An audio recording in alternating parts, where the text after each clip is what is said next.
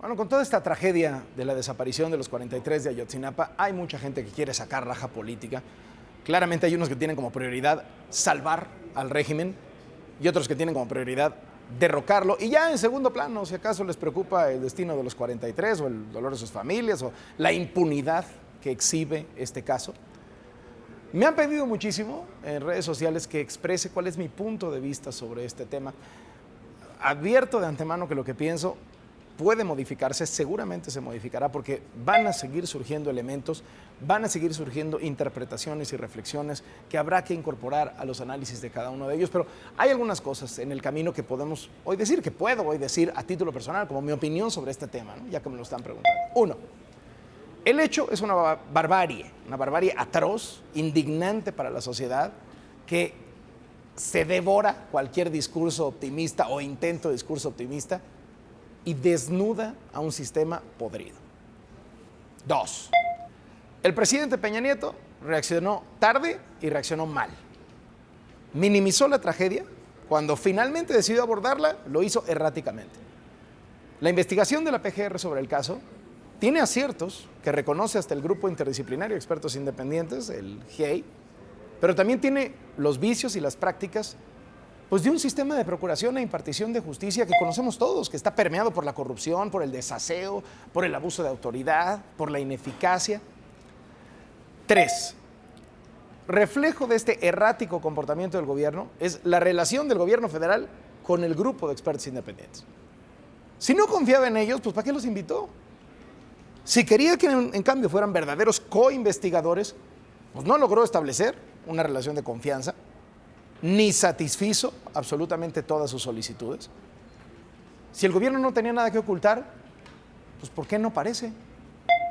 Y si en el camino en el gobierno dedujeron que estos expertos en realidad tenían como objetivo hacer política y tumbar al régimen, porque no pocos pro gobierno lo piensan así, pues que lo denuncien con pruebas ante la comunidad internacional y debatan abiertamente sus posiciones. Pero la verdad no me pareció sano todo este jueguito de te recibo pero te desdeño, digo que sí pero hago que no. Como dicen los gringos, good cop, bad cop, ¿no? Buen policía y mal policía. Como si un gobierno fueran Roberto Campa y Eber Betanzos y otro gobierno fueran Tomás Herón y Jesús Murillo, ¿no? Otro punto, 4.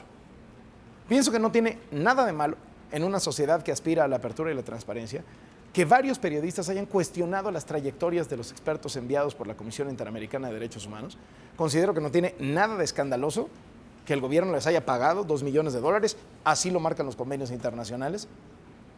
Y me resulta explicable la insatisfacción porque el GIEI, que llegó a aclarar después de más de un año, pues no arrojó conclusiones y sí dejó más dudas.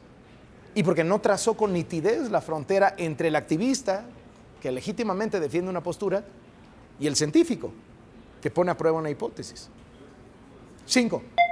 ¿Es cierto que el gobierno se abrió a un escrutinio internacional sin precedente? También es cierto que lo hizo poco convencido y que ya que se abrió anduvo tratando de cerrarse.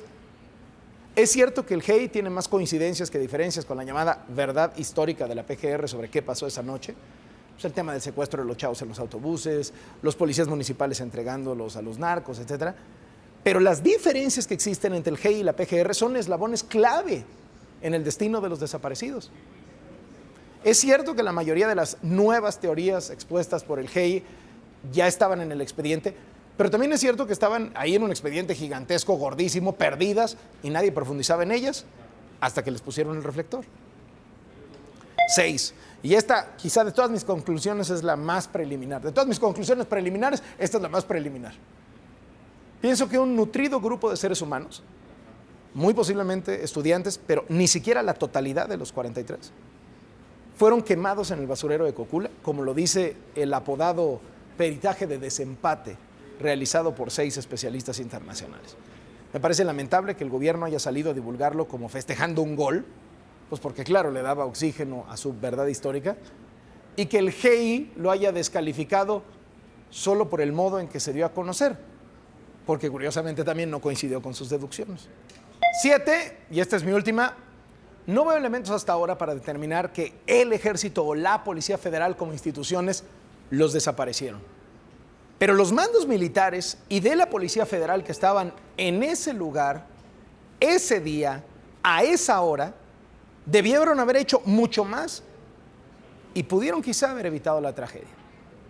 Sin contar que hemos visto cómo la impunidad y el dominio del crimen organizado era en toda una zona. Ni modo que no se hubieran dado cuenta el Ejército y la Policía Federal desplegados ahí.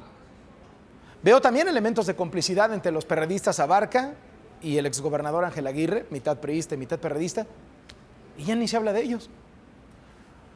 Hay muchas cosas en el camino, muchas dudas que deben despejarse, un mar de incertidumbre y sobre todo 43 jóvenes por aparecer.